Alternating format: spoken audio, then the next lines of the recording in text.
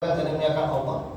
Subhanallah, azan Bapak dan Ibu sekalian dalam dunia ini enggak serempak, ngikutin waktu. Artinya kalau kita mau urut nih hadirin hadirat yang dimuliakan Allah, arti 24 jam tuh nama Nabi Muhammad gak diputus di seluruh dunia. Disebut oleh seluruh penjuru dunia, baik negara mayoritas muslimin atau bahkan negara yang musliminnya minoritas. Tetap nama Rasulullah disebut. Nama Nabi Muhammad dikumandangkan, diucapkan asyhadu anna Muhammadar Rasulullah. Bahkan bukan cuma azan, dalam qomat hadirin nama Rasulullah juga kita sebutkan.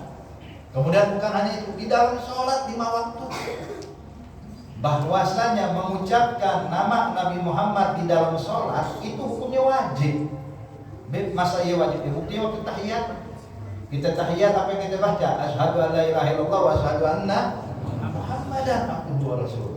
Kemudian kita baca Allahumma shalli ala sayyidina Muhammad wa ala ali sayyidina Muhammad terus hingga akhir. Yang mana dijelaskan oleh ulama di antara rukun salat adalah mengucapkan syahadatain dan juga mengucapkan salawat kepada Nabi Muhammad di tahiyat akhir. Artinya kalau ada orang enggak menyebut nama Nabi Muhammad, salat tidak sah. Kalau dia cuma tahiyat iman saja asyhadu an la ilaha illallah, asyhadu an la ilaha illallah, kemudian salah, enggak sah salatnya. Walaupun waktu berdiri dia baca Quran 30 juz, walaupun rukuknya dia panjangkan sampai ratusan kali tasbih, walaupun sujudnya setengah jam nggak bangun-bangun hadirin, tapi tetap kalau nggak nyebutkan nama Nabi Muhammad, sholatnya nggak sah. Artinya sah tidak sahnya sholat di antara poin pentingnya adalah menyebutkan nama Nabi Muhammad SAW. Artinya Allah bikin ini semua untuk kita hadirin. Tujuannya untuk menjelaskan kepada kita, mengenalkan kepada kita siapa sih Nabi Muhammad, manusia pilihan Allah Subhanahu wa ta'ala yang diangkat derajatnya begitu tinggi di sisi Allah Subhanahu wa ta'ala. Makanya Bapak dan Ibu sekalian, sebagaimana disebutkan di dalam hadis, dikisahkan tentang Nabi Allah Adam alaihissalam ketika beliau melakukan sesuatu yang mungkin dianggap suatu kesalahan. Padahal kalau kita perhatikan dan kita teliti dan kita pelajari dengan saksama hadirin, maka sebenarnya itu adalah memang yang sudah diskenariokan Allah, memang sudah diatur oleh Allah Subhanahu wa ta'ala. Buktinya Pak, kalau kita kaji Al-Quran, Allah nyatakan ketika Allah ingin ciptakan Nabi Adam, apa sih firman Allah? Allah nyatakan ini ja'ilun fil ardi khalifah, saya jadikan di muka bumi, bukan di surga. Jadi memang Allah pengen turunkan Nabi Adam ke bumi. Cuma di situ Allah bukan hanya pengen turunkan di bumi Pak dan Ibu sekalian. Allah kalau ciptakan Nabi Adam dari surga langsung di bumi bisa. Langsung ya Adam tinggal di bumi dan sejak awal. Kenapa harus dibiarkan dulu tinggal di surga hadirin? Kenapa? Sebab Allah pengen jelaskan kepada Nabi Adam juga kita sebagai keturunannya, bahwa syaitan yang membisikkan kepada Nabi Adam adalah musuh kita semuanya. Sebab kalau enggak Nabi Adam dari sejak awal di bumi Pak, syaitan nggak bakal gangguin Nabi Adam. Sebab syaitan ini dia berjanji, bersumpah di hadapan Allah untuk menyesatkan anak keturunan Adam gara-gara diusir dari surga, gara-gara dilaknat oleh Allah, dimurkai oleh Allah.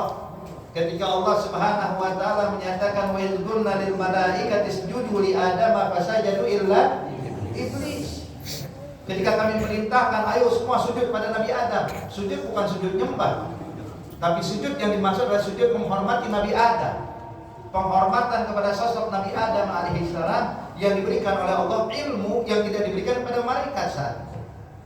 Ketika Nabi Adam mendapatkan kemuliaan, maka semua malaikat diperintahkan sujud, semua malaikat tanpa terkecuali sedikit pun langsung sujud pada Nabi Adam. Hormat, bukan cuma menjalankan perintah Allah, tapi juga kagum pada Nabi Adam, yang mana malaikat saat itu tidak memiliki ilmu seperti yang dimiliki oleh Nabi Adam alaihissalam. Semua sujud kecuali satu, iblis. Aba wastakbar, enggak mau sujud, terus sombong lagi. Sama pakai bilang khalaqtani min narin wa khalaqtahu min tin. Ya Rabb, engkau ciptakan saya dari api, kau ciptakan dia dari tanah, api lebih mulia dibandingkan tanah. Ya. Saya ini begini, saya ini begitu, Masya Allah. Makanya Bapak nih dijelaskan oleh ulama, kalau kita mau bicara tentang sosok nih iblis, hadirin, itu pernah kita dapatkan kisah ini dari salah satu ulama besar dari Amerika. Masya Allah, waktu datang ke Hadramut, dia bicara sama kita, saya bakal bawakan manakib. Manakib itu biasa kalau manakibnya orang soleh ya, manakibnya Wali Songo, manakibnya orang-orang besar. Dia bilang saya ingin bawakan manakibnya iblis katanya. Masya Allah. Kita kaget tuh ya benar ini. Ternyata betul. Ternyata iblis itu Bapak Ibu sekalian, asalnya itu namanya bukan iblis. Namanya dia sebenarnya adalah Azazil. Yang mana ini Azazil tadinya adalah ahli sujud, ahli ibadah, ahli taat pada Allah. Yang mana Allah berikan kelebihan buat Azazil sehingga bebas melakukan ibadah dimanapun dia suka. Mau ibadah di dunia boleh, mau di langit boleh, di surga juga boleh. Allah kasih ini buat Azazil khususnya, sehingga dia sujud dimanapun, itu setiap jengkal yang ada di bumi, bahkan setiap jengkal yang ada di langit itu pernah digunakan sujud oleh Azazil. Jadi kalau Bapak Ibu sekalian mau jengkal-jengkal ini bumi nih, tempat duduk Bapak Ibu sekalian, dulu pernah pakai sujud sama Azazil, pernah pakai sujud sama iblis. Cuman ternyata kemuliaan yang diberikan Allah membuat dia terlena, membuat dia lupa daratan. Sehingga ketika Allah Subhanahu wa taala menciptakan Nabi Adam dan mengatakan inni ja'ilun fil ardi khalifah, saya jadikan di muka bumi ini khalifah. Yang dimaksud dengan khalifah bukan pemimpin suatu negara, bukan pemimpin suatu negeri, pemimpin suatu kaum, bukan, hadirin. Sebab Nabi Adam waktu diciptakan belum ada orang, baru dia sendiri, tapi dia jadi khalifah. Maka di sini disebutkan oleh ahli tafsir, al-murad bil khalifah, yang dimaksud dengan khalifah dalam ayat ini adalah seorang hamba yang menjalankan semua perintah Allah dan meninggalkan semua larangan Allah. Artinya Bapak Ibu sekalian nih, kita semua nih, kalau kita bisa menjalankan semua perintah Allah, kita tinggalkan semua larangan Allah, berarti antum adalah khalifah yang ada di muka bumi ini. Jadi mau jadi khalifah nggak mesti mau jadi presiden dulu, enggak usah nunggu pemilu 2024, kagak. Dari sekarang dia udah bisa jadi khalifah. Nah, orang lagi mikirin 2024 sampai turun, kita nggak mikirin itu. Kita jadi khalifah kalau kita jalankan dari detik ini. Jalankan perintah Allah, tinggalkan semua larangan Allah, maka Anda khulafaul ard. Kalian akan menjadi khalifah di muka bumi ini. Allah nyatakan ini ja'ilun fil ardi khalifah. Maka saat itu hadirin, Azazil yang berkawan dengan para malaikat Allah, ketika berjalan melihat sosok jasad Nabi Adam, belum lagi ditiupkan ruh. Jadi ketika diletakkan ini sosok Nabi Adam, sebab diciptakan katanya di Mekah, saat itu hadirin, Azazil berkata kepada malaikat-malaikatnya, "Madza tara bi hadzal khalq?" Apa pendapat kalian hai malaikat-malaikat Allah tentang makhluk yang ada di hadapan kita ini? Jadi belum kenal namanya manusia, Pak. Jadi para malaikat, bahkan iblis sekalipun nggak tahu ada makhluk namanya manusia. Makanya Allah nyatakan dalam surat Ad-Dahr, Allah nyatakan hal ata'ala insan hinu minad dahri lam yakun syai'an madhkura. Ini manusia dulu nggak pernah disebut-sebut ada makhluk namanya manusia. Makanya hadirin, Azazil waktu melihat sosok Nabi Adam, belum lagi diciptakan ruh, baru casingnya doang. Itu Azazil nanya sama malaikat, ya malaikat, apa pendapat kalian tentang makhluk ini? Maka mereka mengatakan, oh inilah yang dinyatakan Allah bakal menjadi khalifah di muka bumi. Maka kata Azazil, lalu apa pendapat kalian? Ternyata Allah ciptakan dia lebih mulia dari kalian. Kata malaikat, kalau memang Allah menciptakan dia lebih mulia dari kita, ya tugas kita untuk menghormati apa yang diinginkan Allah, sebab kita cuma hamba. Maka Azazil pun berkata, kalau saya tidak seperti itu, kalau dia diciptakan lebih mulia dari saya bakal singkirkan dia dan saya bakal bikin jatuh namanya di hadapan Allah. Tapi kalau dia diciptakan lebih hina dari saya bakal tindas dan saya hinakan orang ini. Subhanallah hadirin. Ketika Allah Subhanahu wa taala tiupkan roh ke jasad Nabi Adam dan Allah ajarkan al-asma, Wa 'allama Adam al-asma'a kullaha. Allah ajarkan nama-nama benda kepada Nabi Adam alaihissalam. Ketika Nabi Adam sudah menguasai nama benda, maka barulah Allah tunjukkan sosok Nabi Adam di hadapan para malaikat. Allah tes nih para malaikat-malaikat yang setiap saat ibadah pada Allah, yang tiap saat berzikir pada Allah. Allah katakan, ayo Allah tampakkan nama benda atau benda-benda di hadapan mereka. Allah katakan, ambiuni bi asma'i haula'i in kuntum nasyadiqin.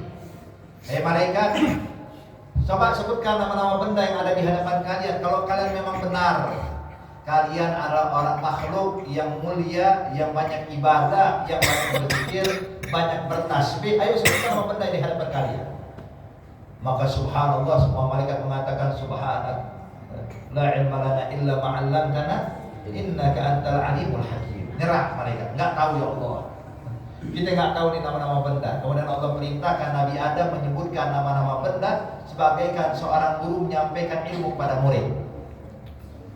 Begitu para malaikat melihat keilmuan Nabi Adam, maka sontak semua malaikat pun kagum, jatuh hati pada Nabi Adam. Bahkan bukan hanya pada Nabi Adamnya, tapi kepada mereka yang menimba ilmu, para malaikat pun hormat kepada mereka. Hadirin, saat itu Allah perintahkan para malaikat sujud kepada Nabi Adam, semuanya sujud hormat kecuali iblis, aba wastakbar, nolak, nggak mau. Saya lebih baik dari dia, kenapa harus sujud? Nah, makanya Bapak Ibu sekalian, nih iblis nih, gara-gara angkuh dan sombongnya, walaupun ibadahnya banyak, hancur di hadapan Allah. Jadi jangan pernah ngerasa saya ibadahnya banyak, tenang aja udah lah. Kita nggak butuh banyaknya ibadah, tapi hati kita kotor tadi. Ingat Allah berfirman dalam Al-Quran, tujuan kita diciptakan di bumi ini apa sih? Tujuan kita diciptakan di bumi, mungkin ada pendapat ya untuk ibadah.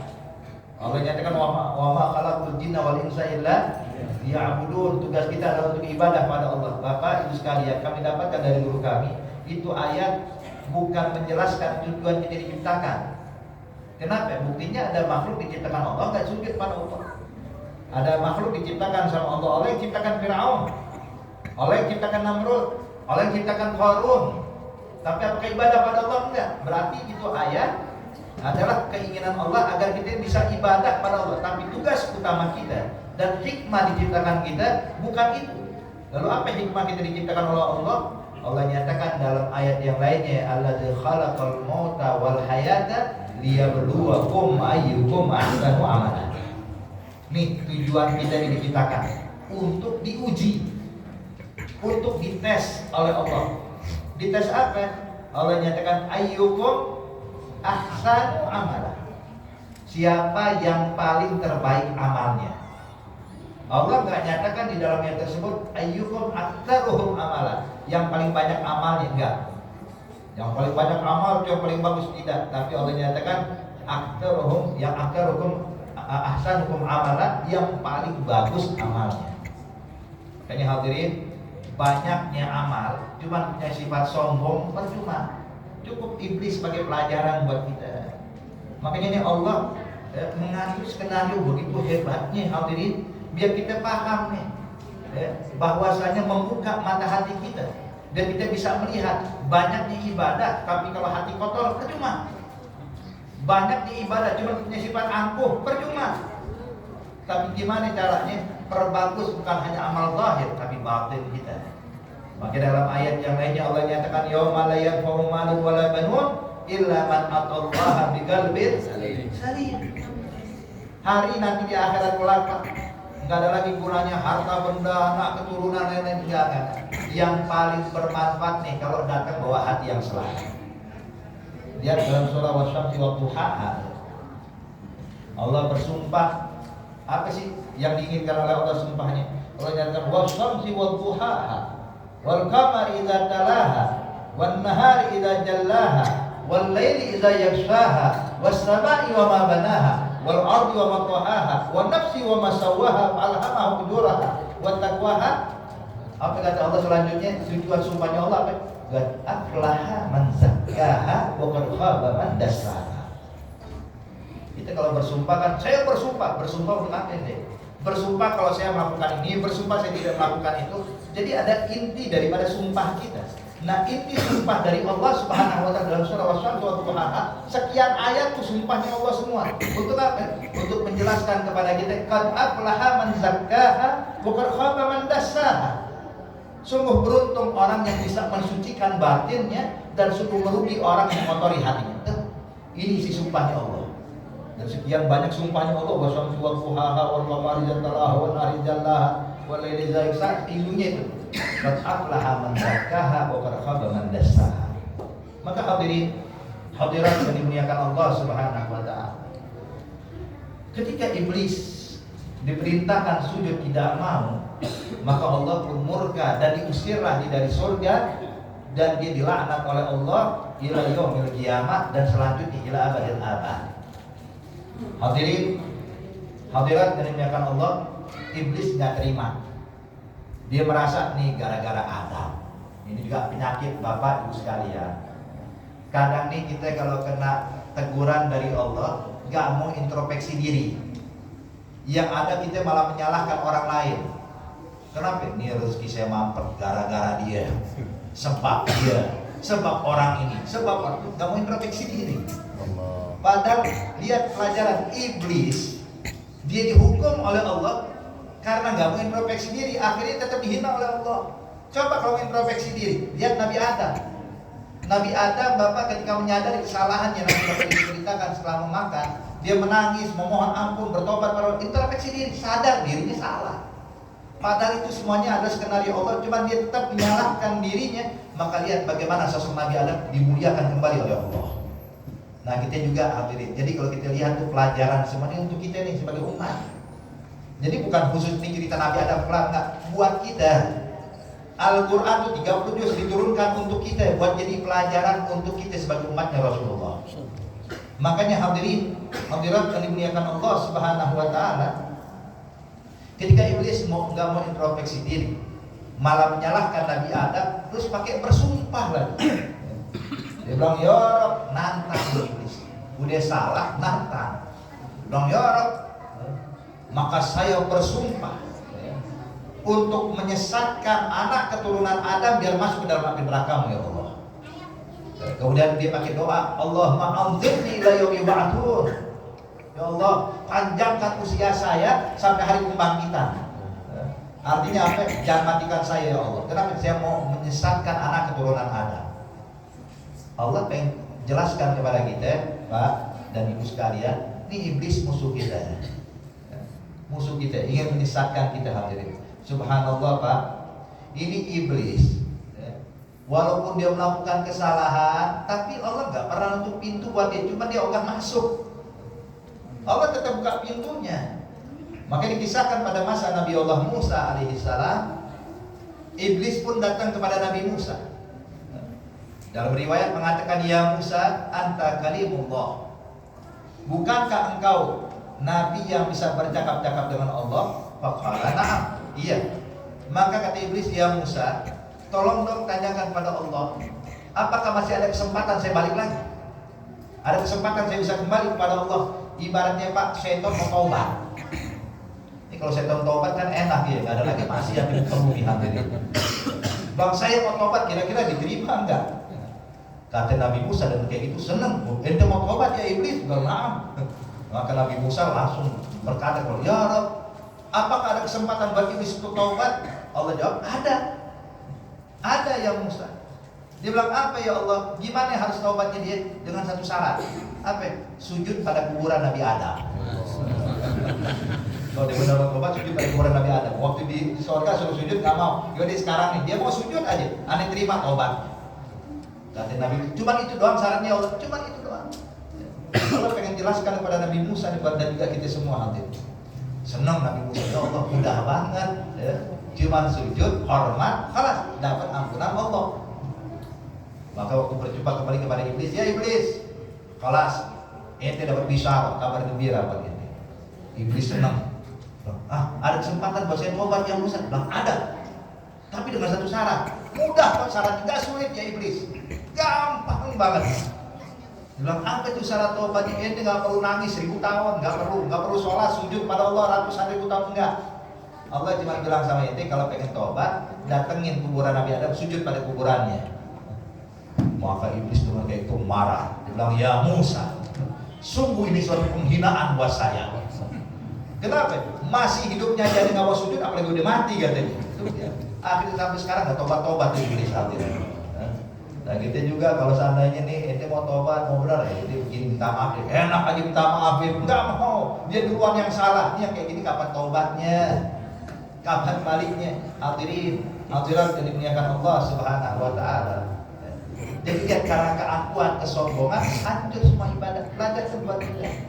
Dan juga pelajaran buat kita, jangan percaya bujuk rayunya syaitan. Syaitan kan bisikin Nabi Adam, Pak, Bu. Nabi Adam makan buah yang dilarang bukan niat maksiat, bukan. Beda sama kita. Kita masa emang udah niat, wah pengen maksiat pengen begini tahu ini harus, nggak apa-apa deh kerjain sekali-sekali. Itu kita hati. Tapi kalau Nabi Adam enggak. Nabi Adam makan buah yang dilarang itu, apa sih bisikan syaitan? Syaitan bilang, ya Adam, ente mau nggak jadi makin mulia di sisi Allah? Ente mau nggak makin tinggi kedudukanmu di sisi Allah? Ente kekal abadi di sorga. Ente menjadi makhluk yang paling utama di sisi Allah. Nabi Adam pengen, siapa yang nggak mau dekat dengan Allah? Dia bilang mau. Gimana caranya? Gampang. Tuh ada pohon yang dilarang sama Allah. Sebenarnya Allah tuh melarangnya cuma sekedar melarang. Artinya Allah cuma ngetes kalau ente datang itu pohon ente makan, ente jadi makhluk yang paling mulia, yang paling dicintai Allah Subhanahu wa taala. Maka Nabi Adam pun mendekat, hadirin. Ngambil tuh satu buah dengan tujuan pengen dekat sama Allah, gara-gara ketipu sama syaitan. Ngambil satu buah, dibelah dua lagi, setengah buat dia, setengah buat istrinya. Waktu dia makan, baru diturunkan Allah ke bumi, hadirin. Kenapa Allah biarkan? Karena Allah ingin ngasih pelajaran buat kita sebagai anak keturunannya. Hati-hati, jangan pernah percaya bujuk rayu syaitan. Walaupun kesannya nasihat, jangan percaya. Maka disebutkan oleh Imam Al-Busiri dalam qasidah murdahnya, wa khalifin nasa wa syaitan ma'afihima wa in mahadaka fi nusli fattahin. Jangan pernah langgarlah katanya, langgarlah bujuk rayu dan nasihat syaitan dan hawa nafsu. Langgar, jangan percaya, ingkari mereka. Walaupun mereka bilang, sob ada ngasih nasihat murid dari hati ini, syaitan datang pada kita, Pak, nasihat dari saya nggak bakal bohongin Bapak. Tetap jangan dipercaya. Kenapa? Yang namanya musuh kalau kasih nasihat bukan beneran. Coba nih ada orang yang jahat sama kita. Ini orang gedek sama kita, Pak. Beb, terus terang kita emang musuhan. Aneh yang punya niat jahat sama ini dari dulu. Cuma ini nasihat, Beb. Jadi kalau pulang jalan situ aja. Ini kira-kira kita percaya kalau omongan dia. Nggak bakal kita percaya. Kenapa? Emang niatnya jahat. Walaupun bilang ini nasihat, jangan percaya syaitan kayak begitu hati. Makanya hati-hati, Bu. Jangan pernah nyalakan Nabi Adam. Ini gara-gara Nabi Adam kita tinggal di mana nih nama tempatnya? Bintaro. Wah, kalau seandainya Nabi Adam nggak makan buah itu di sorga. Ini gara-gara Nabi Adam pakai makan lagi. Hadirin, Imam Hasan Al-Basri bilang jangan pernah menyalahkan Nabi Adam. Ini untungnya Nabi Adam masih tahu diri, Pak. Ya, itu dia makan cuma satu buah, itu pun dibagi dua. Coba kalau kita ganti posisi Nabi Adam. Bukan satu buah sampai akar-akarnya kita makan. Makanya hadirin hadirat yang dimuliakan Allah Subhanahu wa taala, waktu Nabi Adam diturunkan ke bumi, saat itu dia menyesali. Inilah kita bilang semuanya pelajaran hadirin buat kita, hikmah. Nabi Adam melakukan satu kesalahan, menyesali, menangis selama 100 tahun lamanya. Kalau kita ngelakuin 10 dosa, nangisnya berapa kali? Ini satu dosa 100 tahun dia nangis. Nangis nyesel sampai akhirnya Allah ilhamkan munajat kepada Allah Subhanahu wa taala. Di situ kalau kita lihat hadirin, ketika Allah mengilhamkan doa, kalimat yang diajarkan Allah pada Nabi Adam alaihissalam, itu memang terjadi perbedaan pendapat antara ulama apa sih yang diajarkan Allah pada Nabi Adam. Ada yang mengatakan doanya Nabi Adam, Rabbana zalamna anfusana wa illam taghfir lana wa tarhamna lanakunanna minal khasirin. Ada doa, ini pendapat ulama. Namun ada juga pendapat ulama lainnya yang berpatokan dengan hadisnya Rasulullah sallallahu alaihi wasallam. Yaitu Nabi Adam Ketika menyesal, Allah ajarkan pada Nabi Adam doa. Apa doanya? Nabi Adam memohon kepada Allah, Allahumma bihaqqi habibika Muhammad antaghfira li dzunubi. Ya Allah, berkat kedudukan kekasihmu yang bernama Muhammad, ampuni dosa saya. Nabi Adam kali itu belum kenal, Pak, siapa itu Muhammad, belum tahu. Sebab manusia pertama ya dia nggak tahu ada manusia lain namanya Nabi Muhammad, nggak tahu dia. Maka saat itu Allah berkata, ya Adam, min aina ta'rif anna Muhammad habib? Dari mana kau tahu kalau Nabi Muhammad ini kekasihku kata Allah? Maka dijawab oleh Nabi Adam, saya tahu dia kekasihmu ya Allah, sebab saat kau ciptakan saya, kau tiupkan ruh ke dalam jasad saya membuka mata saya dan melihat di setiap tiang-tiang arsy-Mu tertuliskan kalimat La ilaha illallah Muhammadur Rasulullah. Terukir tuh kalimat La ilaha illallah Muhammadur Rasulullah di setiap tiang arsy-Nya. Ibaratnya arsy-Nya Allah itu tiangnya Pak, ada kaligrafinya. La ilaha illallah Muhammadur Rasulullah. Maka saya yakin ya Rabb, tidak ada nama makhluk yang disandingkan dengan namamu, melainkan dia pasti punya kedudukan mulia di sisi. Pasti dia kekasihmu ya Allah. Maka apa jawab Allah? Sadaqta ya Adam. Laulahu ma khalaqtu. Laulahu ma khalaqtu afla. Benar engkau ya Adam. Kalau bukan karena Muhammad, aku gak bakal ciptakan dirimu. Kalau bukan karena Muhammad, aku gak bakal ciptakan alam semesta. Maka saat itu Nabi Adam pun sadar bahwa Nabi Muhammad adalah manusia yang sangat dimuliakan Allah. Kemudian Allah bertanya, ya Adam, ata'rif man Muhammad? Yang dia tahu gak siapa itu Muhammad? Dia bilang, enggak ya Allah. Kata Allah, dia adalah salah satu anak keturunanmu. Maka Nabi Adam dengar kayak gitu bangga, bukan main, senang. Ibaratnya kita nih Pak, ya, kalau seandainya kita nih lagi punya anak, kita kirim belajar ke luar negeri. Dia ngambil gelar S1, S2, S3 semuanya udah. Atau dia belajar di pondok pesantren atau sekolah dimanapun. Kita nggak pernah ketemuan nih. Lalu datang orang yang datang dari negeri tempat anak kita belajar bilang begitu, Masya Allah Habib, anak antum wah, berprestasi. Anak antum orang yang luar biasa. Senang nggak kita sebagai orang tua?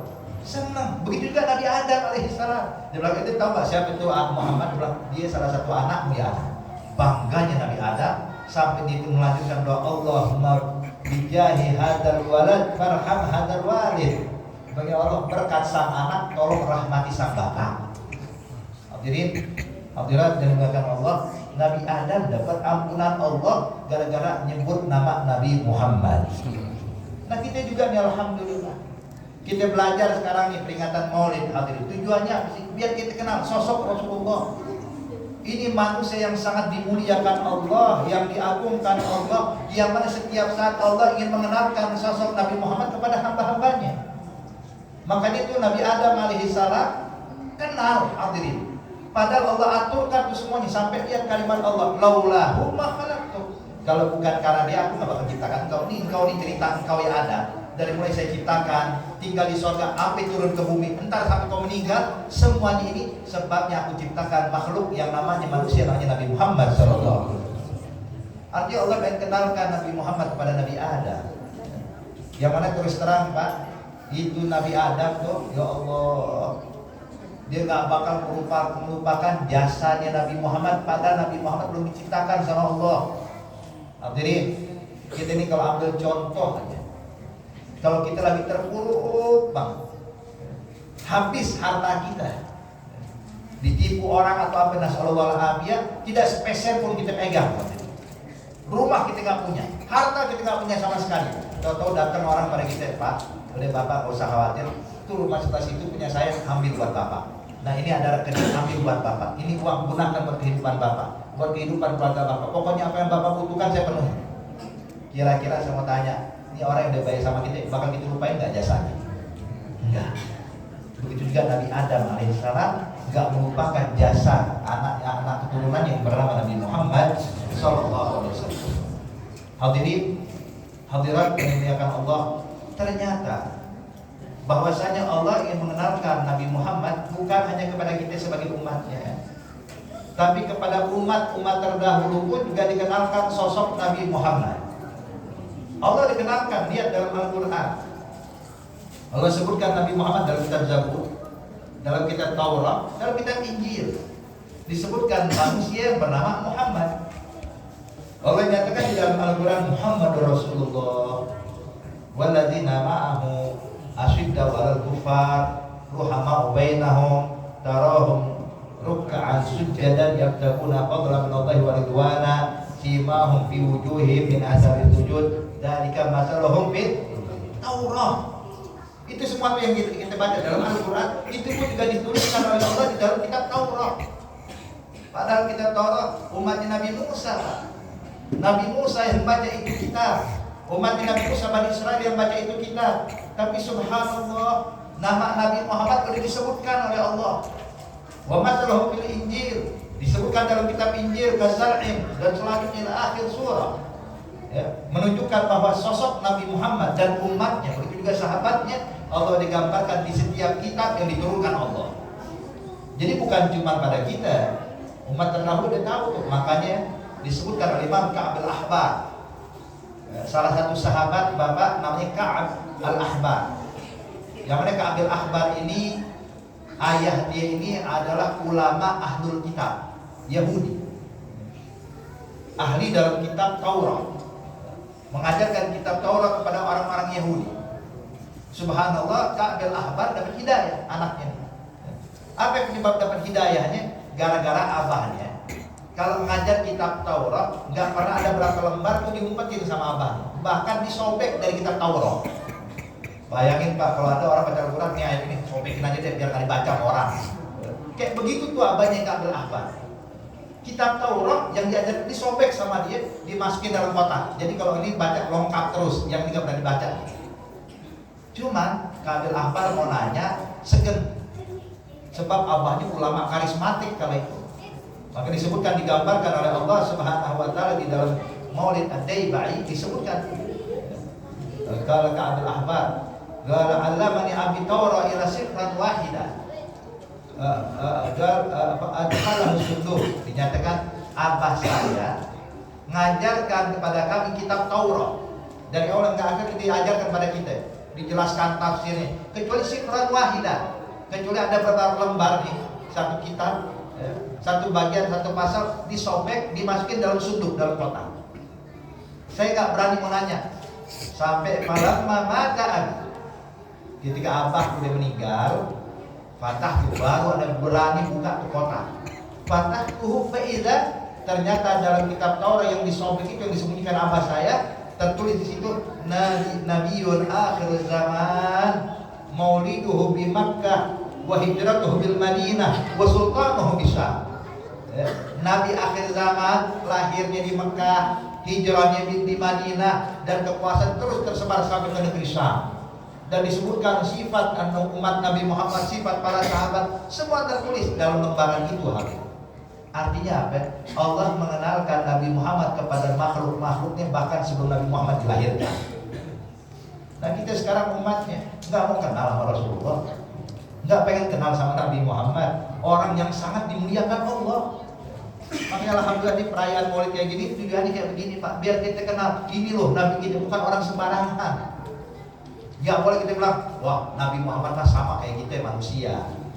Gak usah kita mulia-muliakan Pak. Ucapannya ada benernya, tapi banyak salahnya. Benernya karena manusia, betul. Nabi Muhammad bukan malaikat, saya setuju itu. Nabi Muhammad manusia bukan jin, betul itu, saya setuju. Tapi ketika dibilang sama dengan kita, ntar dulu, sama dari mana ya? Nabi Muhammad Pak, dari sejak kecil sampai wafat nggak pernah gosipin orang. Nah kita gosipin orang sehari berapa kali? Nabi Muhammad sejak kecil sampai wafat nggak pernah berbohong, itu bohong berapa kali? Sama dari mana hadirin? Makanya nih lihat hadirin hadirat yang dimuliakan Allah Subhanahu wa taala. Allah mengenalkan Nabi Muhammad kepada kita bahkan dalam kehidupan kita ini. Makanya Allah jelaskan tadi dalam ayat tadi wa rafa'na laka dzikra, dalam ayat-ayat Quran semuanya hadirin kalau kita kaji itu mengingatkan kita tentang sosok Nabi Muhammad. Semuanya itu. yang ada di dalam Al-Quran. Sebab Al-Quran itu diturunkan oleh Allah kepada Nabi Muhammad, nggak langsung sekaligus Pak, tapi sesuai keadaan, sedikit demi sedikit. Turun wahyu pertama, turun surah berikutnya, turun ayat ini, turun surah ini, sehingga begitu Nabi wafat terkumpul 30 juz. Artinya apa? Al-Quran semuanya itu menceritakan kepada kita tentang sejarah hidupnya Nabi Muhammad. Al-Quran. Bahkan kita hadirat memuliakan Allah. Kalau kita baca daripada Al-Quran Pak, Allah nyatakan di dalam Al-Quran, wa kullan naqussu min anba'i rusul man nusabbitu bihi fu'ada. Kami ceritakan kabar-kabar tentang para rasul. Kami ceritakan tentang Nabi Adam, kami ceritakan tentang Nabi Musa, kami ceritakan tentang Nabi Isa. Tujuannya apa sih? Man nusabbitu bihi fu'ada, untuk memantapkan hatimu, meyakinkan dirimu. Bapak, kalau cerita Nabi Adam bisa memantapkan hati kita, cerita tentang Nabi Musa bisa meyakinkan dan menambahkan keimanan pada kita, lalu bagaimana dengan kisahnya Nabi Muhammad, manusia yang paling mulia di sisi Allah Subhanahu wa Ta'ala. Di dalam kehidupan dunia Allah kenalkan Nabi Muhammad. Ternyata nggak sampai di situ. Nanti waktu kita wafat, manusia ketika meninggal dunia di alam barzakh, disebutkan di dalam hadis, hadirin hadirat yang dimuliakan Allah, bahwasanya dalam riwayat kita kan mungkin sering dengar ya, kalau manusia nanti meninggal bakal ditanya beberapa pertanyaan oleh malaikat Munkar Nakir. Ditanya man rabbuk, wa man nabiyyuk, wa man ikhwanu, wa ma qiblatuk, wa ma imam. 5 pertanyaan. Siapa Tuhanmu? Siapa nabimu? Siapa saudaramu? Siapa imammu? Apa kiblatmu? Ini yang bakal ditanya. Ternyata ada riwayat lain hadirin. Ada riwayat lain. Itu malaikat Munkar Nakir bawa seperti sosok orang yang ketiga nih. Dalam riwayat lain hadis sahih hadirin. Itu malaikat pun berkata kepada orang yang dikubur, "Atadri man hadzal rajul?" Maka tarawun bi hadzal rajul? Apa pendapat kau tentang orang ini yang saya bawa? Maka kalau orang punya iman hadirin, maka dia waktu memandang ini orang, hati langsung terkoneksi, hadza Rasulullah, ini Nabi Muhammad utusan Allah. Tapi buat orang yang hatinya putus dari Allah, hatinya putus dari Rasulullah, yang selalu maksiat, maka dibilang, itulah adri hadzal rajul. Saya nggak tahu siapa ini. Maka dikatakan oleh malaikat madari wala duri. Itu emang nggak tahu dan nggak mau tahu. Pak, artinya Pak, orang yang kalau dikubur kenal siapa itu sosok, tahu ini Rasulullah, selamat di akhirat, di alam kubur, nggak bakal disiksa. Tapi kalau orang yang nggak kenal, dia akan dipentung sama malaikat sampai yaumul qiyamah. Artinya mengenal sosok Nabi Muhammad bawa keselamatan, mengenal Nabi Muhammad bawa keuntungan, bukan bawa kerugian. Justru kita makin mulia di sisi Allah Subhanahu wa Ta'ala. Ini tidak kayaknya ada waktu ya. Insya Allah hadirin, walaupun terus terang masih banyak lagi, Allah Subhanahu wa Ta'ala ini menjelaskan kepada kita banyak hal. Intinya Bapak, yang apalagi saya dengar ini maulid perdana buat kita nih. Makanya coba kita langsungkan, kita dawamkan hadirin. Semakin tahu semakin kenal sama Nabi Muhammad. Dan ingat ya, duduknya kita di tempat ini nih Bapak Ibu sekalian, terus terang mengenal Nabi Muhammad dalam satu kali duduk itu nggak bisa. Makanya ulama-ulama ngarang kitab sirah tuh sampai berjilid-jilid, bukan 1 jam kelar, 2 jam kelar. Bapak kalau lihat ada kitab sirah, namanya ada sirah Ibn Hisham, sirah Hanabiyah, sirah Ahmad Zaini Dahlan, tuh sirah Masya Allah luar biasa Pak. Itu kalau kita kaji tuh, baca aja dari awal ke akhir, aneh yakin sebulan nggak kelar. Sebulan nggak kelar, cuman pengen mengenal sosok Nabi Muhammad. Insya Allah nih, kalau kita dawamkan, paling nggak ada sedikit kita kenal Rasulullah, kita bakal memuliakan Allah, memuliakan Nabi Muhammad, dan kita berharap agar Allah Subhanahu wa Ta'ala melimpahkan taufik hidayah buat kita semuanya, sehingga kita digolongkan menjadi orang-orang yang mencintai Nabi Muhammad sebagaimana yang diperintahkan Allah Subhanahu wa Ta'ala. Amin ya rabbal alamin. Dan juga hadirin hadirat yang dimuliakan Allah Subhanahu wa Ta'ala, sebagaimana kita lihat keadaan saat ini umat Islam di berbagai macam penjuru dunia, khususnya di Gaza, di Palestina, yang sekarang ini menghadapi ujian besar dari Allah. Maka ayo hadirin hadirat, saya nggak ngajak antum berangkat ke Palestina, enggak, tapi saya ngajak antum sekalian doakan saudara-saudara kita di Palestina. Jadikan bagian daripada doa kita, khususnya waktu tahajud, waktu kita qiyamul lail, kita sisihkan satu doa buat keluarga kita dan saudara kita di Palestina, sahabat-sahabat kita di Palestina, agar Allah beri kemenangan, agar Allah beri keselamatan, agar Allah kembali memberikan ketenangan buat mereka yang meninggal mati syahid di jalan Allah dan pengampunan Allah Subhanahu wa taala. Masukkan doa kita di setiap malam waktu tahajud. Insyaallah hadirin kita yakin dan kita husnudzon Allah mendengar doa kita dan Allah bakal mengabulkan doa kita. Insyaallah kalau satu orang aja di antara kita doanya dikabulkan oleh Allah, selesai di Israel, kelar, udah nggak bakal digabul lagi orang Palestina. Makanya ayo hadirin saya ngajak kamu sekalian, ya isi bagian daripada doa kita, ikut andil perhatian kepada kaum muslimin yang ada di Palestina. Insya Allah Allah berikan kemenangan bagi umat Islam. Amin ya rabbal alamin. Mungkin cuma ini yang bisa saya sampaikan, lebih kurang yang bagian mohon maaf. Wabillahi taufiq wal hidayah. Wassalamualaikum warahmatullahi wabarakatuh. Waalaikumsalam.